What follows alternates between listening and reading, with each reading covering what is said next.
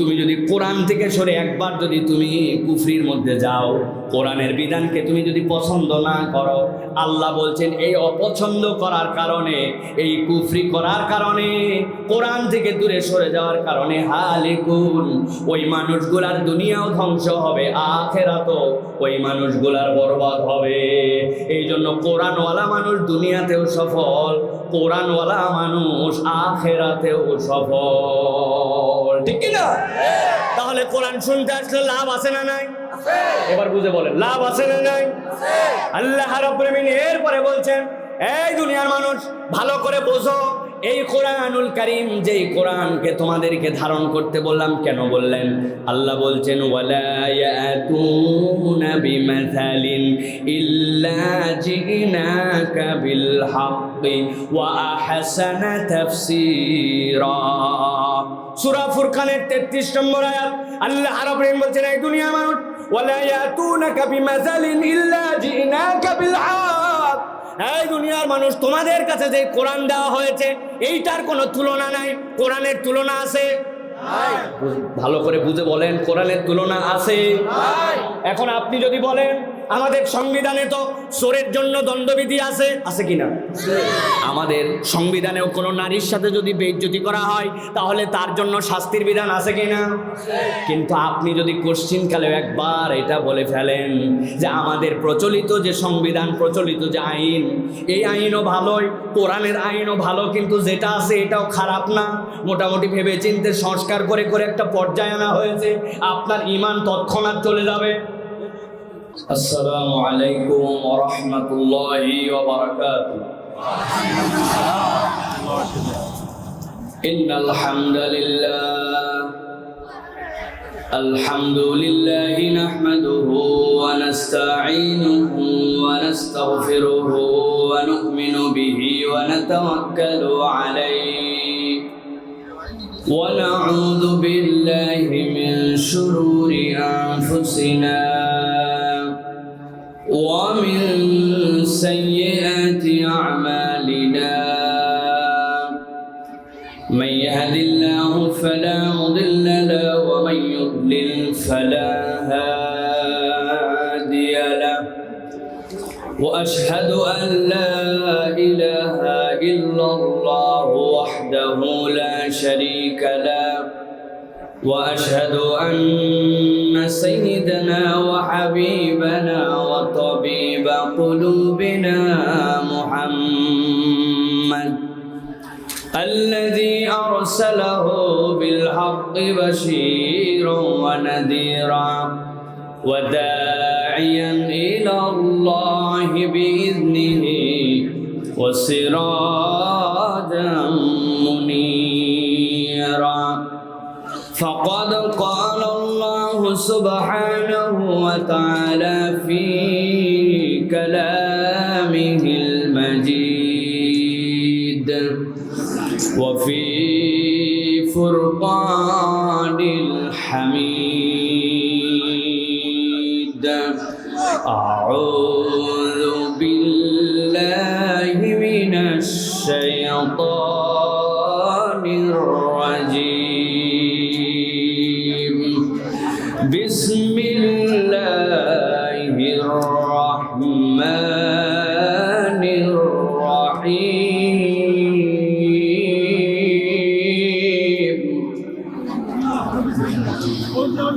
إن الذين كفروا بالذكر لما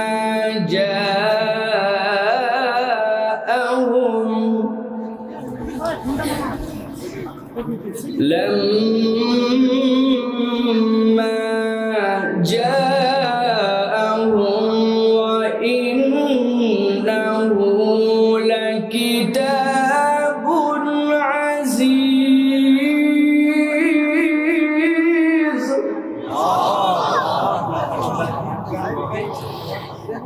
لا يأتيه الباطل من بين يديه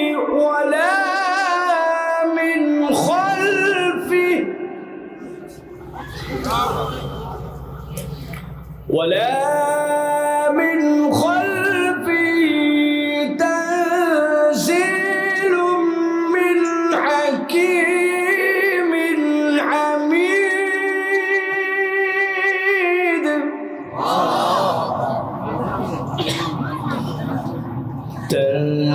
تنزيل من حكيم حميد. وقال الله سبحانه وتعالى آمرا ومخبرا للمؤمنين والمؤمنات إلى يوم القيامة إن الله وملائكته يصلون على النبي يا أيها الذين آمنوا صلوا عليه وسلموا تسليما. اللهم صل على محمد وعلى آل محمد كما صليت على إبراهيم وعلى آل إبراهيم إنك حميد مجيد. اللهم بارك على محمد وعلى آل محمد كما باركت على إبراهيم وعلى آل إبراهيم إنك حميد مجيد.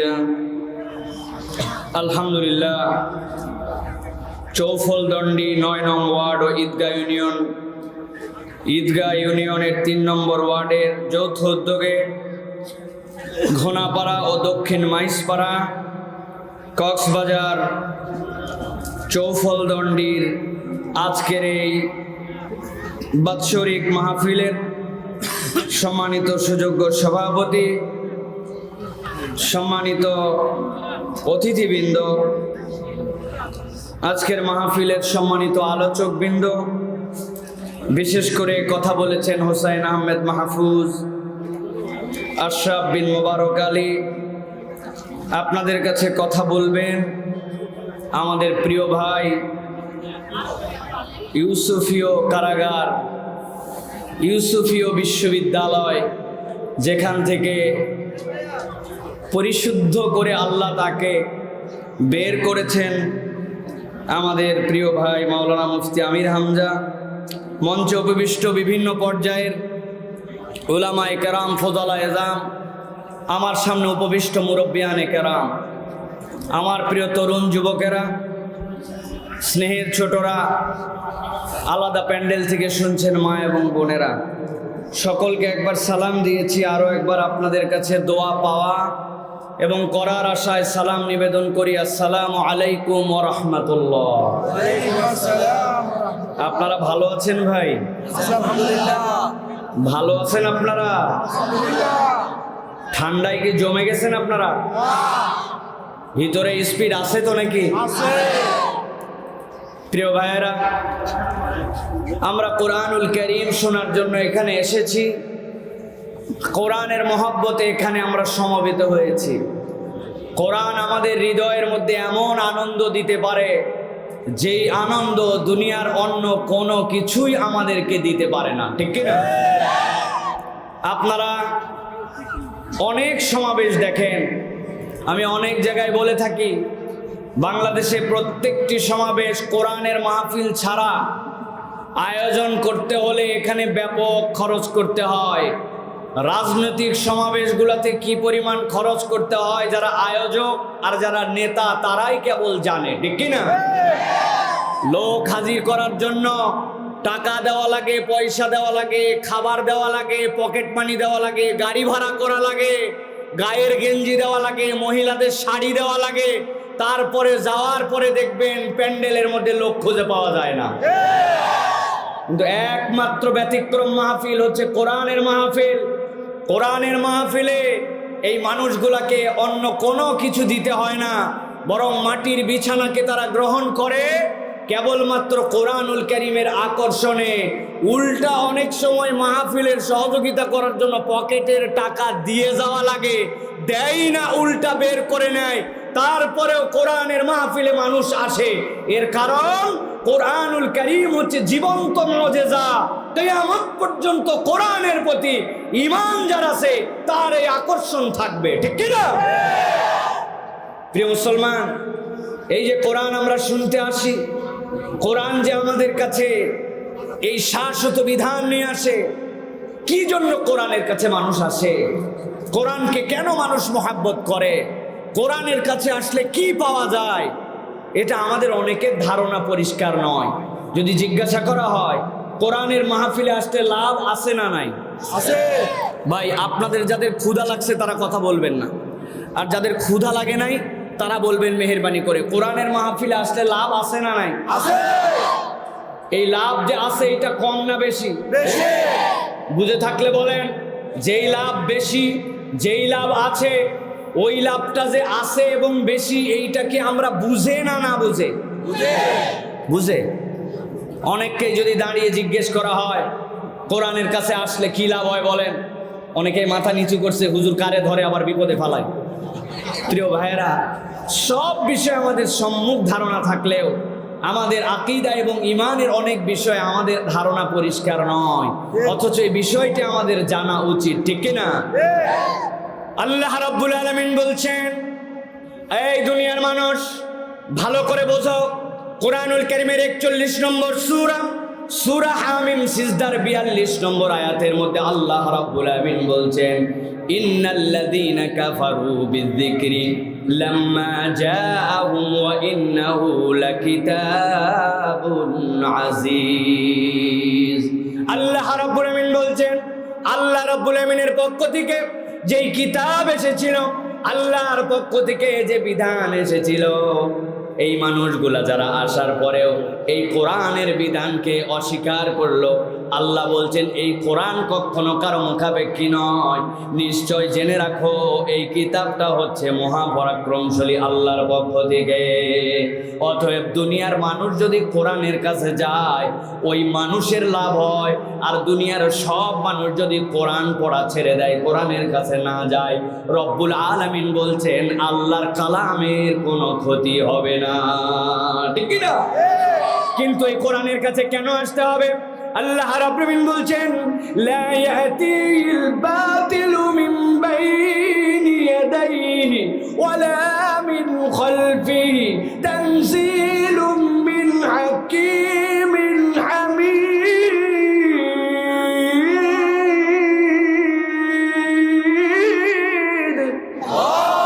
এই দুনিয়ার মানুষ, আল্লাহ রাব্বুল আলামিন চ্যালেঞ্জ দিলেন, লা ইয়াতিহিল বাতিল, এই যে কোরআন তোমাদেরকে দেওয়া হলো, যে কোরআন শোনার জন্য তোমরা আসছো, এই কোরআনের সামনে থেকে, পেছন থেকে, ডান থেকে, বাম থেকে কখনো কোনো বাতিলের মধ্যে প্রবেশ করতে পারবে না, কোরআনের মধ্যে অন্য কিছু ঢুকতে পারবে না।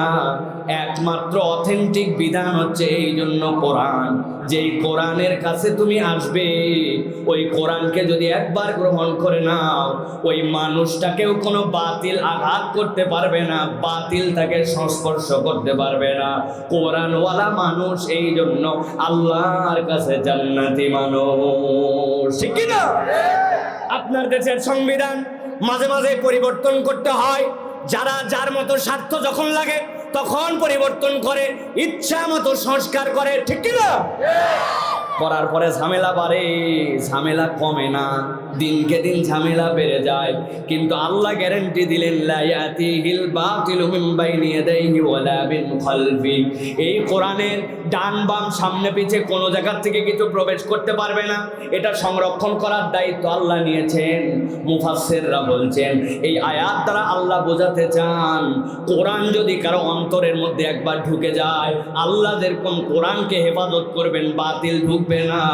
ওই মানুষের সাথে কোরআন সংশ্লিষ্ট হলে আল্লাহ ওই মানুষকেও সংরক্ষণ করবেন, ওই মানুষ কখনো বিপদগামী হয়ে যাবে না।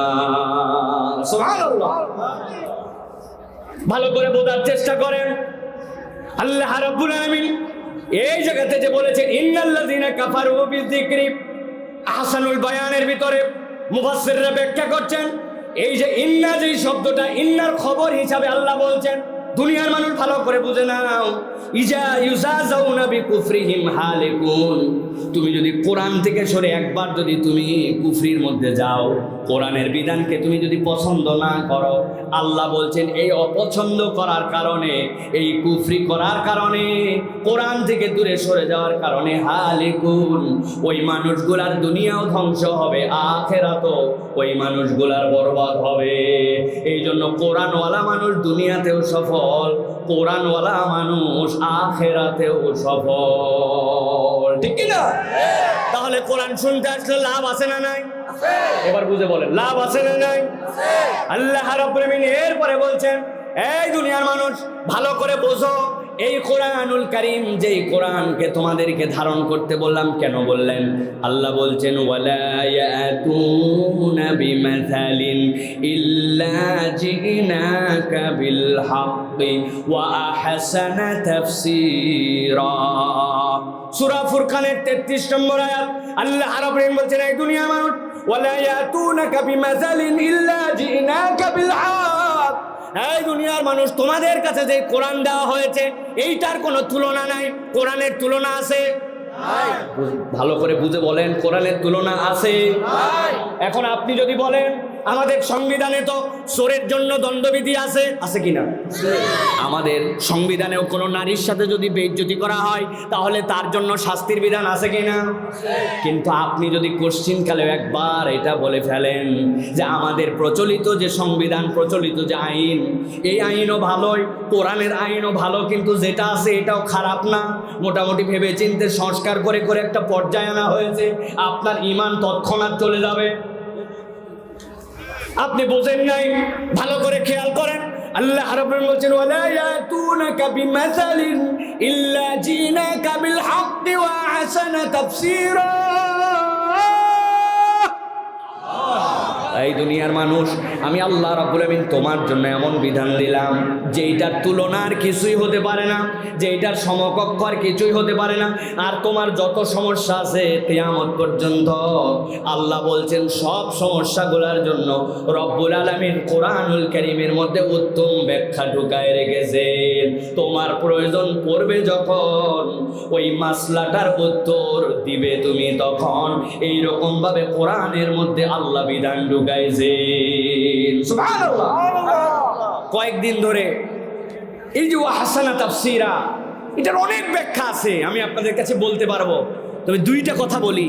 শায়েখ আহমদুল্লাহর একটা প্রশ্ন উত্তর দেখছিলাম, সেখানে শায়েখ উত্তর দিয়েছেন, একজন জিজ্ঞাসা করছে যে কেউ যদি তার শরীরের কোনো কাপড় নাপাক হয়ে যায়, তাহলে ওই কাপড় যদি সে ওয়াশিং মেশিনের মধ্যে দেয়, আর আরো কতকগুলা কাপড় আছে যেই কাপড়গুলাতে সরাসরি নাপাক লাগে নাই, তাহলে একটা কাপড় নাপাক আর একটা কাপড় পাক, দুইটা মিলে ওয়াশিং মেশিনে, এখন এটার হুকুম কি হবে? আপনার কি মনে হয় 1450 বছর আগে ওয়াশিং মেশিন তো দূরের কথা, কিচ্ছুই নাই, কিন্তু কোরআন সুন্নাহর মধ্যে তাহারাতের যে বিধান আছে, ওই মাসালার উত্তর শুনলে মনে হবে গতকাল বোধহয় মেশিন আবিষ্কার হওয়ার পরে ইসলামী ফিকহ এই উত্তর দিয়েছে। আল্লাহ বলছেন, ওয়া আহসানা তাফসীরা, বান্দা না বুঝলে তোমার জ্ঞানের অভাব, কিন্তু যা লাগবে সবগুলা কোরআনের মধ্যে আল্লাহ ঢুকায় দিয়েছেন। সুবহানাল্লাহ। করোনার মধ্যে আপনাকে আমাকে হাত ধোয়া শিখালো, হাত ধুবেন কেমনে? বলে যদি আপনি বিপদ থেকে বাঁচতে চান, হাত ধোন 20 সেকেন্ড করে 6টা পদ্ধতিতে, এমনে ধুবেন, এমনে ধুবেন, এমনে ধুবেন, এমনে, এদিকে ঠেলা, এদিকে ঠেলা। ওরে বাবা রে বাবা, 20 সেকেন্ড হাত ধুয়ে আপনি হাত পরিষ্কার করছেন, ঠিক কিনা ভাই? আরে আপনারা হাত ধুইছেন? হ্যাঁ। এখন এক লোক হাত ধোয়ার পরে কপাল একটু চুলকাইছে, কপালে একটু হাত দিছে, হাত দেওয়ার পরে মনে হয়েছে আইরে হাত ধোয়ার আগেও তো কপালে একটু চুলকাইছিলাম, এখন তো আবার হাতে ময়লা লাগছে, উপায় কি? কয় আবার হাত ধো। আবার হাত ধুইছে, হাতটা ধোয়া শেষ, খানিকক্ষণ পরে বাম হাতের এই জায়গায় আবার একটু চুলকানি লাগছে। মানুষ চুলকায় না? একবার চিন্তা করছে কোনো জায়গায় আর চুলকাবো না, 2 হাত সোজা করে রাখবো, তখন দেখবেন সব জায়গায় চুলকায়, ঠিক না ভাই? এখন ওই লোকের বাম হাত চুলকাইছে, চুলকানোর পর মনে হয়েছে আরে আমার তো হাত ধোয়ার আগে বাম হাতও একবার চুলকাইছিলাম, তাহলে তো আবার লাগছে আমার হাতের মধ্যে, উপায় কি? কয় আবার হাত ধো, ধুতেই থাকো, ধুতেই থাকো, তোর সাবান স্লো নাকি রে? আছে না ভাই? এই কথা বলার উদ্দেশ্য ওয়াহসানা তাফসীরের ব্যাখ্যা বোঝেন। আপনার হাত ধোয়ানো মডার্ন ওয়ার্ল্ড শিখালো সেই দিন। আল্লাহ 1450 বছর আগে নবীকে হাত ধোয়া শিখাইছেন। হাত ধোয়া এরকম করে ধুলে হবে না, আগে কবজি ধন। দুনিয়ার সবাই হাত ধোয়ায়, কুলি করা শিখায় না, নাকে পানি দিয়ে পরিষ্কার করা শিখায় না, এরপরে এই মাথার থেকে এই মাথা, এই মাথার থেকে এই মাথা পরিষ্কার করা শিখায় না। 3 বার করে ধন, হাতের এইটুক ধুলে হবে না, কমসে কম এই পর্যন্ত ধন। মাথাটাও মশাও করেন। দুনিয়ার সবাই সব ধোয়ায়, কিন্তু কেউ পা ধোয়ায় না। দুনিয়ার যেই লোক হাতও ভালো করে ধুইছে, মুখ দিয়ে থুতু ফেলছে, আরেকজন হেঁটে আসছে, পায়ের মধ্যে ওইটা লাগছে, ওইটা নিয়ে ঘরে গেছে, ডাইনিংয়ে গেছে, ওইটা নিয়ে তো বিছানার উপর উঠছে, ওর তো বিছানা পর্যন্ত না পা। আল্লাহ বলছেন পা খালি ধোও না, ওয়াইলুল লিল আকাবি মিনান নার। আল্লাহ নবীকে দিয়ে বলছেন এলোমেলো করে ধুলেও হবে না, গোড়ালি সহ ভালো করে ধোও। আল্লাহ বলছেন ওয়া আহসানা তাফসীরা, তুমি হাত ধোয়াইছো আজকে, আর আল্লাহ 1450 বছর আগে আল্লাহর বিধান কিয়ামত পর্যন্ত আপডেট, ঠিক কি না? আল্লাহ রাব্বুল আলামিন বলছেন এই যে কোরআনের কাছে আসলে তোমরা, এই কোরআন তোমাদেরকে কি দিবে? এই কোরআনের প্রকৃত কাজ কি হবে? ঠান্ডা মাথায় কথা বুঝে যান। আল্লাহ বলছেন রসুল আপনি জানায় দেন, কোরআনুল কারীমের 21 নম্বর সূরা, সূরা আম্বিয়া, সূরা আম্বিয়ার 18 নম্বর আয়াতের মধ্যে আল্লাহ রাব্বুল আমিন বলছেন বাল নাকযিফু বিল হাক্কি আলাল বাতিল ফায়াদমাগুহু ফাইদা হুয়া যাহিক ওয়ালাকুমুল ওয়াইলু মিম্মা তাসিফুন। আল্লাহু আকবার। আল্লাহ রাব্বুল আমিন বলছেন এই কোরআন যেটি তোমাদেরকে দেওয়া হলো কি কাজ হবে? আল্লাহ বলছেন বাল নাকযিফু বিল হাক্কি আলাল বাতিল। এই দুনিয়ার মানুষ এই কোরআন আঘাত করবে কোথায় জানো নাকি? এই কোরআন, এই হক, এই ইসলাম আঘাত করার জন্য এসেছে। মুসলমানদেরকে কেবল নমনম করে থাকার জন্য নয়, মুসলমানদেরকে কেবল চুপটি মেরে থাকার জন্য, পরাজিত হিসাবে থাকার জন্য নয়, বরং কোরআন এসেছে তোমাদেরকে বিজয়ী বানানোর জন্য। বাল নাকযিফু বিল হাক্কি আলাল বাতিল, এই কোরআন আঘাত করবে বাতিলের উপরে। কেমন আঘাত করবে? আল্লাহ বলছেন ফায়াদমাগুহু ফাইদা হুয়া যাহিক। আরবিতে দমগুন শব্দের অর্থ আঘাত করা, কিন্তু যেমন তেমন আঘাত নয়। দমগুন মানে হচ্ছে এমন আঘাত করা যেটা মাথার উপরে মারলে ব্রেন পর্যন্ত আঘাতটা লেগে যাবে। আল্লাহ বলছেন ফায়াদমাগু, এমন ভাবে তার ব্রেনের মধ্যে আঘাত করবে, ফাইদা হুয়া যাহিক, এমন ভাবে আঘাত হবে যে বাতিলটা নিশ্চিহ্ন হয়ে যাবে। আল্লাহ রাব্বুল আমিন এই জন্য কোরআন আপনাকে আমাকে দিয়েছেন, কেননা কোরআনের প্রকৃত কাজ হবে এমন পরিবর্তন করা, যেই পরিবর্তন আপনার মেধা আর মগজে হবে। আপনার মেধা আর মগজে পরিবর্তন না হলে প্রকৃত পরিবর্তন সমাজে সম্ভব নয়, ঠিক কি না?